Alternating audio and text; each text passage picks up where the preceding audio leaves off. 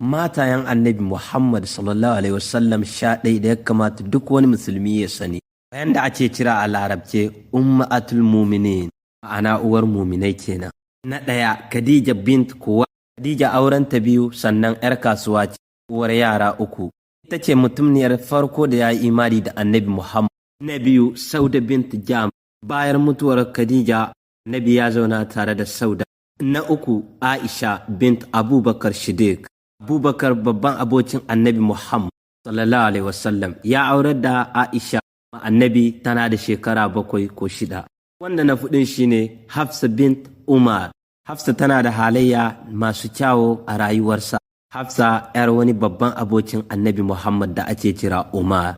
Na 5 Zainab bint Kuzaim, wanda ana kiranta da uwar talakawa. Ta yi watanni kaɗan bayan aurensu sannan ta rasu. Na 6 Ummu Salma, wadda take kula da wayan da aka zima yayin da suka je gun yaki. Ita ce ta karshe da mutuwa bayan mutuwar annabi Muhammad sallallahu alaihi wasallam. Na 7 Zainab bint Jash, makwabciyar annabi Muhammad sallallahu alaihi wasallam. Ta rasu tana da shekara 53. Na 8 Zuwairiya bint al, wanda na taran ita ce Ummu Habiba bint Abu Sufyan. Na 10 ita ce Safiya bint Huyay, watan ita ce matar annabi Muhammad sallallahu alaihi wasallam ba Yahuda. Na 11 da na karshen ita ce Maimuna.